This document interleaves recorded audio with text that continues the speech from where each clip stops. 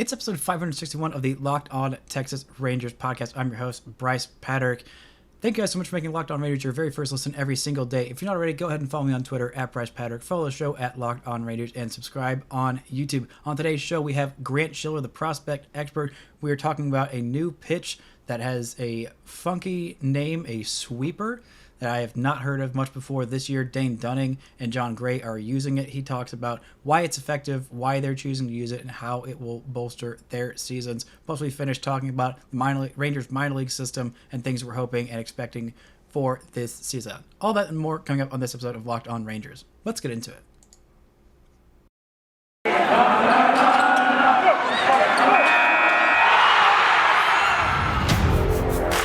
You are Locked On Rangers, your daily Texas Rangers podcast. Part of the Locked On Podcast Network, your team every day.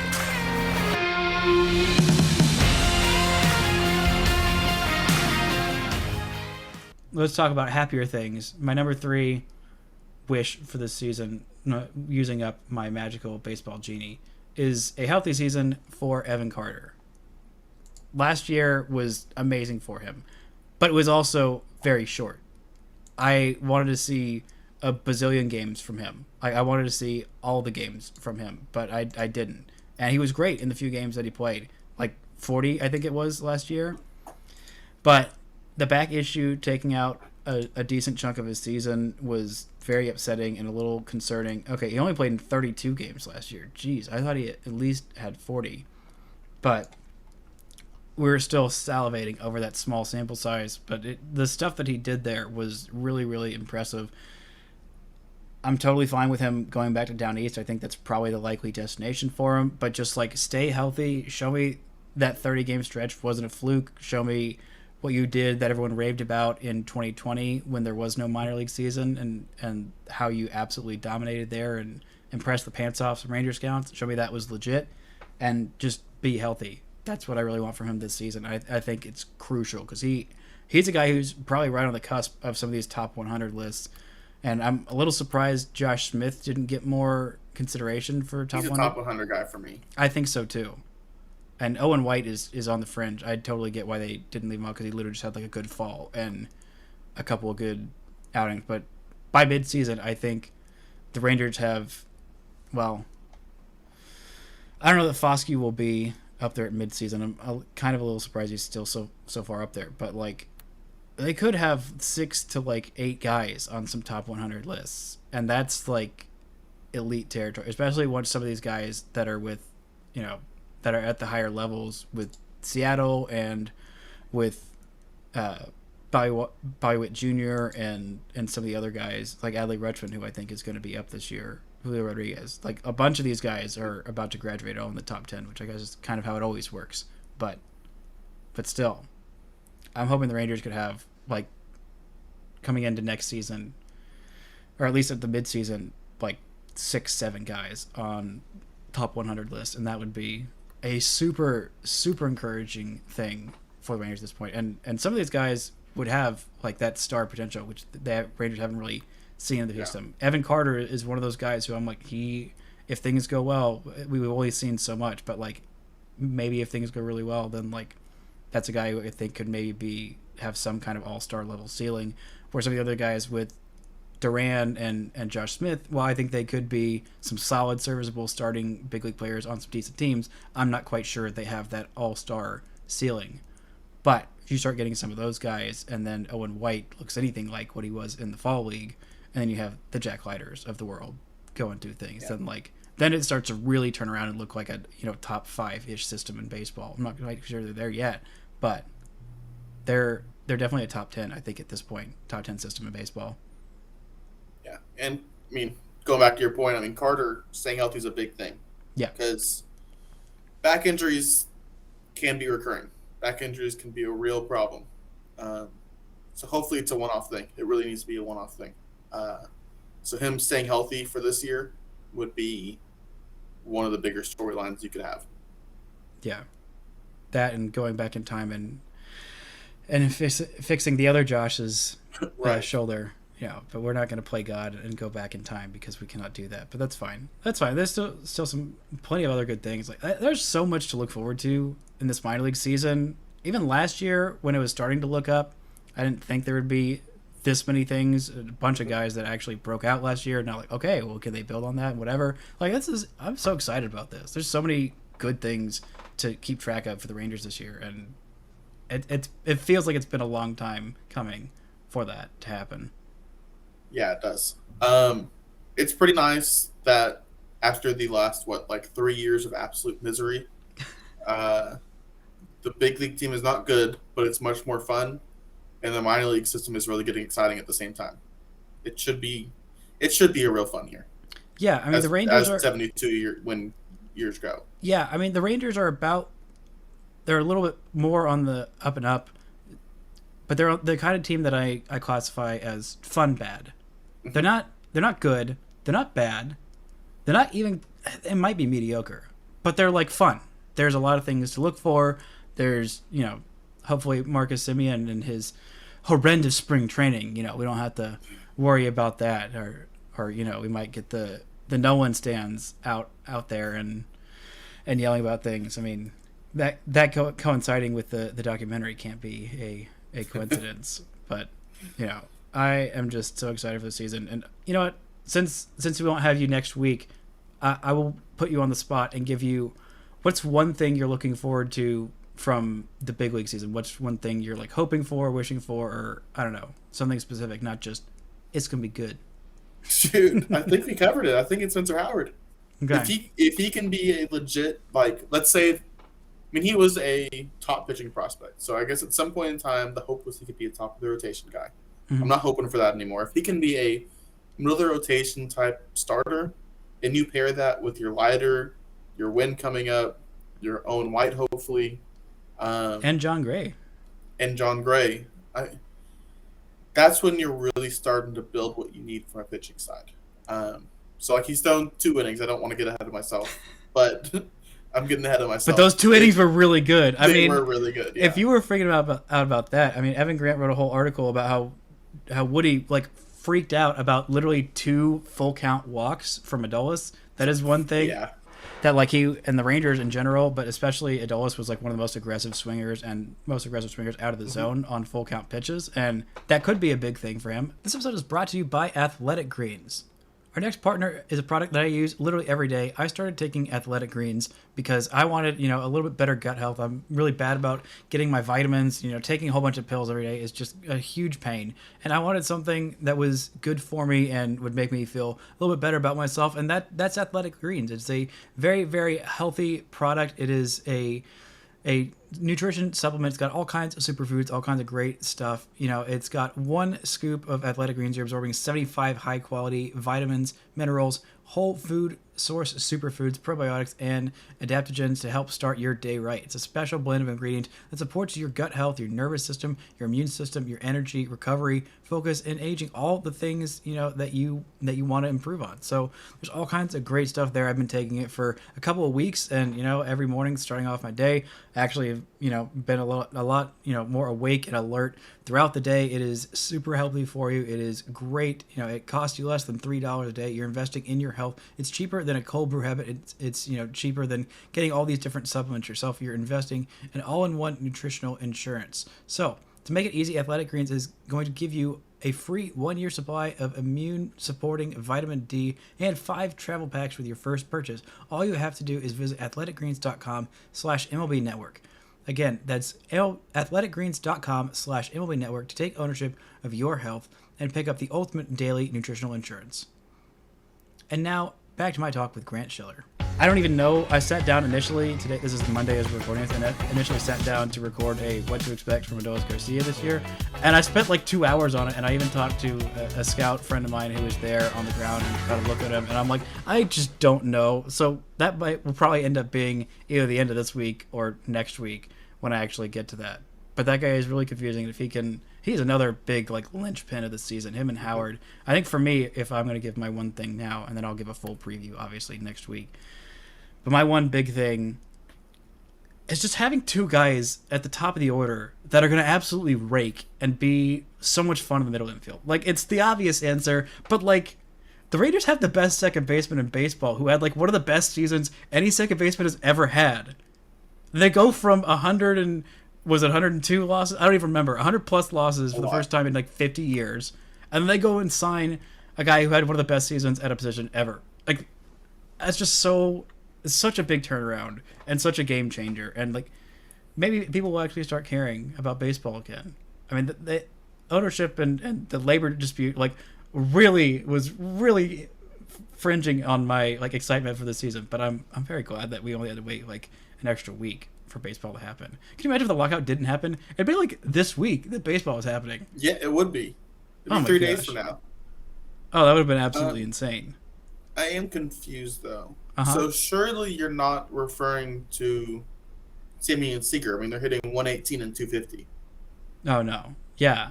I don't know. It's all about that spring training batting average. If you can, if you can write off a guy who signed a $100+ million deal based on a bad month of spring training, then I think you should. That's like your right as an American. Okay. I just wanted to make sure we were on the same page talking about Yanni Hernandez and Charlie Culberson here. Of course, the real stars. Yanni Hernandez, you must have missed his $125 million deal. No disrespect to Yanni Hernandez, who I don't think is going to break camp with the Rangers at the big league level, but showed some spiciness last year, and in that last month where everything was just really dismal, he was like, "All right, here's something." Like, it's not much, but it's something. And, like, it really was genuinely fun. But I needed that. I really needed that to get over the finish line. Anyway, there's one last thing that I wanted to bring up, get your pitching expertise, because you were a collegiate pitching coach, and you do have a much better understanding of pitching than I do. But John Gray, and I talked a little bit about it just briefly, John Gray and Dane Dunning added new sliders that are sweeping the nation, as Levi called it. They're called... what was it? Sweepers? Is that what the new? Yeah. Yep. I've never heard of a sweeper, and I read the whole article, and I'm still confused because I'm very dumb, and it takes a lot of convincing. But can you tell me, what is a sweeper? Like, what have you heard about the pitch? Was it something that you threw, or that you like knew about when you were coaching and stuff like that? No, that's really caught on since my time. So it's basically a more horizontal slider. It's got a lot of one plane break, doesn't drop a whole lot. So let's say your typical slider is what, like 10:30 to 4:30. They're trying to on a clock, like that? Yes. Okay. Yeah. They're trying to make it as close to, what would it be, 9 to 3 as possible. Okay. And it gets a lot more break that way. It's kind of similar to, high spin fastball, where it's not dropping as much as hitters expect, so they're swinging under it. Yeah. The goal is to an extent replicate that action with a sweeper slider that's not dropping as much as what they're used to seeing.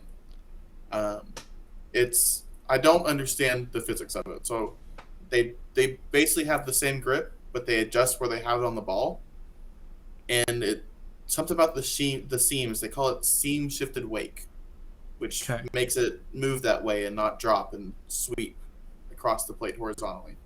I don't know the physics of it. Interesting. Because in my very limited understanding of pitching, I feel like I'd always heard that you want more vertical than horizontal. Like, you want just the bottom to fall out because, the bat is long, and so if you're going down more, then it's harder to adjust that as opposed to just like it getting on some kind of part of your barrel. But you're saying that when it's not dropping at all, and then it's still having that kind of vertical, like the bat is not going where it's used to. The lack of verticality. Yeah, and also even if they do get the vertical angle right, it'll go away. It'll like frisbee away. That kind of thing. Interesting.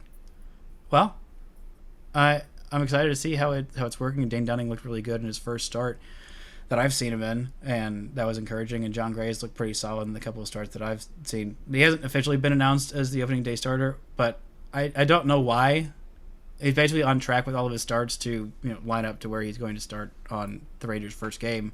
And the Rangers just gave him, as we established, several tens of millions of dollars, some undisclosed amount that is unknowable at this point. It's really just completely out of the air. But he's going to be your number one starter. Like, I don't know why they're beating around the bush. It's not going to be Martin Perez. It's not going to be Dane Dunning, I don't think, unless something weird happens, in which case... Could you imagine if, like, 3 years ago, like, or was it 3 years ago that Martin Perez left? If you had said, if something happens to John Gray, God forbid, which I really hope, knocking on wood, this doesn't happen. But if he has to miss, like, one start, and it's the opening day start, and you get opening day starter in 2022 for the Texas Rangers, Martin Perez, if I had told you that 3 years ago, your brain would have, like, leapt out of your head. Like, no, what? Something has gone awfully wrong. And confusing and just wrong. But I think that would be really hilarious just for looking back like 3 years down the road. Unless Martin Perez ends up being like one of those late career lefty resurrection pieces, which would be just straight up fun. And it wouldn't be as funny. It would just be like, oh, awesome. Which I'm hoping that it is. Because I wish nothing but good things for that guy. This episode is also brought to you by Built Bar. That's right, Built Bar is the best tasting protein bar on the market, the best tasting protein bar I will ever have, that I ever have had, past, present, or future. It is absolutely delicious. There's a bazillion different flavors. It is the all-in-one. If you're new to this show, Built Bar, it's a Built Bar show that also talks about baseball. These Built Bars, they're absolutely nutritious, delicious. They're fantastic for you. They're all covered in 100% real chocolate.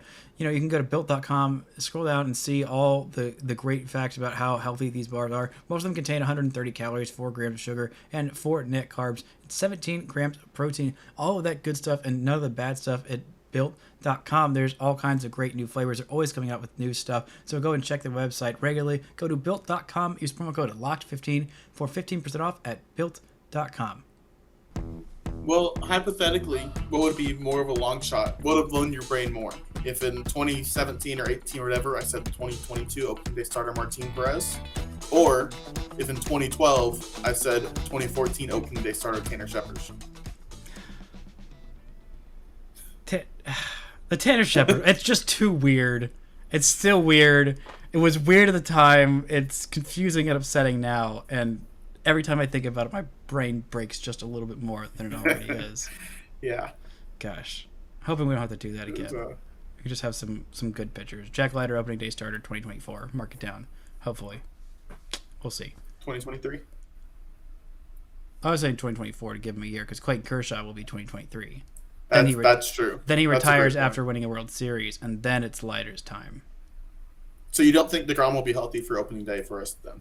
No, I think he's gonna give that up just because he wants Jack Leiter to have that. Also, Jack Leiter might just be better at that point. So, I mean, he is technically a free agent after DeGrom. That is, he is a free agent after this year, and I think he said he won't be signing extension. He will be going all the way to free agency. Which, God, I mean, I freaked out about these two guys up the middle and that happening in 2 days. Justifiably so. But if the Raiders get DeGrom, I might full on have a stroke, which would be, if I gotta die, that's the way I want to go. Actually, I would rather live and see what happens of him being in a Rangers uniform, unless it goes badly, in which case, just go ahead and kill me on the spot so that I don't have to live through it not going well. But anyway, that's enough rambliness. I feel like we have hit the time for the great tradition of Random Ranger. If you're new to this, or if you never really listened till the end of the podcast, first off, shame on you, because the good stuff is what happens now. But Grant and I pick a random Texas Ranger. The only requirement is that they have to have at least, I believe, 1 plate appearances or 1/3 of an inning. I think that we haven't formally said that, but they have to be the Rangers at some point, anytime in the franchise's history. I think we've only gone with just straight Texas Rangers, as opposed to Washington Senators. But we've done quite a few of these, so we might end up opening it up to Washington Senators. But if you don't have yours ready, I have mine ready and rearing to go, plucked from the ever-expanding well of 2014 Rangers, which feels like there were 1,800 players that pitched or hit for the Rangers that year. Go for it. Alrighty. This guy, he is a catcher / first baseman. He played with the Rangers 62 games in 2014. That was the only time that he was with the Rangers. 228 plate appearances, had a slash line of 177, 239, 369. That is a... Okay, pause. Uh-huh. Did he play for other teams before this? I want to see if I can guess him. He did. He started his big league career... this feels like it's going to give it away. He was with Toronto from 2010 to 2013. Okay. He is a catcher. Slash first baseman. I think I already said that. Okay. I think you already know who it is. He had 10 home runs for the Rangers and 9 doubles. Literally just extra base hits. Like, that's all he did. So 19 of his 36 hits that year were of the extra base variety. It is the one, the only JP Arancibia.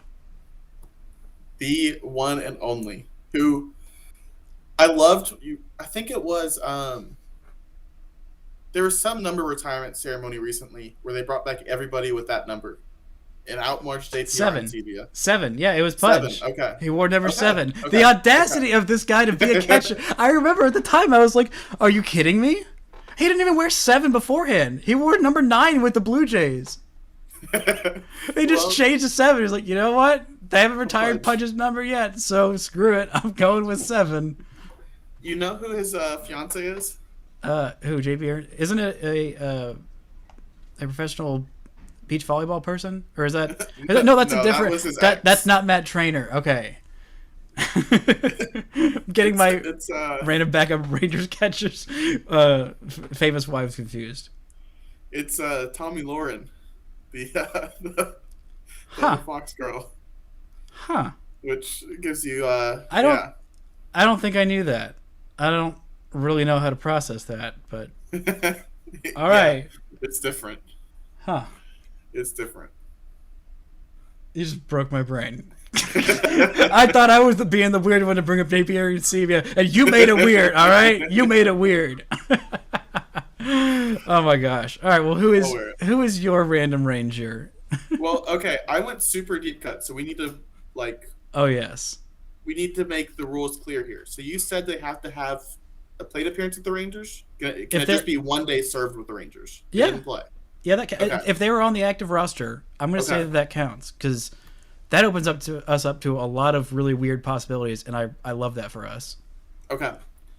So there was, legend has it that there was a player who years past, meaning 2018, the Rangers claimed off of waivers from the St. Louis Cardinals. This player spent the season at Frisco, did not have a particularly good season, but when a last-second call was needed to be made for a center field defensive replacement bench option after a pregame injury, took away the opportunity for a player to come up from Round Rock. Left only options from Frisco available, and this player on the 40-man roster. Okay. There was only one man for the job, and that was Eliezer Alvarez. Oh my gosh. So Eliezer, despite having a 228, 301, 387 slash line for Frisco that year, spent a day in a big league dugout on the active roster, did not make it into the game. The following season, he actually had a little bit worse of a season offensively for Frisco. Jeez. And since then has not been affiliated or stateside baseball at all. Is he playing baseball in anywhere? He has played in the Dominican Winter League. Okay. These last 2 years. Well, good. He hasn't completely given up the sport. But Eliezer Alvarez, no big league stats, but one day on the active roster. Wow. You know what? I'm glad that we expanded that because that is a heck of a pull. That also gave me an idea for my next one, looking at as that year's baseball reference page. But we'll save that for another time. It also made me think of Carlos Tocci, who would be a great random ranger if he didn't bring me so much anger and fire and frustration. The fact that they kept him on the big league 40-man roster for like 2 years for no stupid reason to cut bait with him after. Yeah, just for the DFA. Kept him on the roster all season as a Rule 5 guy just to DFA him in the offseason. I don't even remember what one tool that they saw that was like, you know what? Yeah, because he wasn't particularly fast. He couldn't really hit. He couldn't hit even at AA. He didn't have some crazy raw power. Didn't have some big arm. Didn't make crazy good reads defensively anywhere in the outfield, and I saw him at all three positions, and I'm like, why? That guy played 66 big league games for the Rangers in 2018, and that will always burn me up alive that actually happened on purpose and was allowed to continue. This man hit 232, 259, 250 in Double-A last year. Tochi? Yes. Oh, he's still playing baseball? Mm-hmm. He was last year, at least. For who? He was with the Washington organization. However, he was released at the end of the year. It does not look like he's been picked up. Yeah. He shouldn't have been picked up after that year. No, he shouldn't have. 4 years later. Good Lord. Okay. Well, that was a great poll. I'm glad that you made mine weird. And my already weird JP Arencibia poll. The great number 7. That still boils my blood. He had the audacity. Knowing who he was. It wasn't like he was anyone special before that. He played 130. Hey now. He hit 2 home runs on his big league debut. Yeah. Well. Maybe it was 3. No, it was 2. It was 2 or 3. Okay. Because that was the only home runs that he had in the first 11 games of his career. I mean, he came in off a year playing 138 games with Toronto, which, again, how did he do that in 2013? And had an OPS under 600. And then he has the audacity to come into spring training. Like, you know what? I'm going to wear number 7. Screw you, Pudge. I'm the real number 7. Also disrespecting David Murphy. How did he get that many plate appearances in 2013 being that terrible? I think that was right before they came on. Like, they were still in the full rebuild mode. Because they really came on in 15 and 16. Yeah, but he had a 227 OBP. Mm-hmm. Yeah, that's really bad. His career high for OBP was in 24 games with the Rays of 315. Career high. Oh my gosh. Oh, that is a great random poll. He also had a 921 OPS in 24 games, but still did not play in the big leagues after that in 2015. That was it. He had a 900 plus OPS in 73 plate appearances and then never saw the big leagues again. Went out on a high. Much respect. You know what? I changed my mind. Much respect. Go out on top. Don't let anyone tell you different. You were the real number 7. The Texas Rangers, JP Arencibia. Oh, that feels like as good a note as any to end this podcast on. Grant, I am so excited for an actual minor league season to watch some real guys have a roster full of fun in Frisco. We were talking about the potential. Did we say that while we were recording about the 5-man rotation potentially in May for Frisco? We did not. Okay, well it's what? Jack Leiter, Owen White, who am I missing? Cody Bradford. Zach Kent, and possibly Ricky Vanasco. I mean, there's a real chance those are the 5 you're looking at. Those are potentially 5 guys with actual big league starter potential, all in one rotation in Frisco. Like, that's going to be real fun. Plus, the bats are going to be pretty fun. We already got Duran there, and I think we're going to have... Are we going to have Harris, or is Harris going to be in AAA this year? I think Harris will be there. I think Foscue will be there. I think Sam Huff might be back. I don't know how fun that is. And I think Trevor Howard will be there. Oh, man. That is quite possibly the best Frisco team that we have ever seen. I don't know, that 2014 team was really good, but it didn't have the pitching staff that this one did. But it had, Joey Gallo and Mazzara and Brinson and Alfaro, all those guys while they were still fun. And Joey Gallo, I mean, granted, they're all still fun, but just in different... Actually, I don't know. No more Mazzara is no longer fun. I will go there. But anyway, we're already rambling and already, we're already where we are. And, if you made it this long, then God bless you. And, you can get a special treat of knowing that JP Arencibia was the real number 7 and finished his career out on a high. But anyway, that's going to do it for this edition. Grant, thank you so much for joining me. I'll be back eventually after baseball has already started, and it's going to be a lot of fun this season talking Rangers baseball with you. But that'll do it for this edition of Locked On Rangers. And until next time, don't forget to enjoy baseball.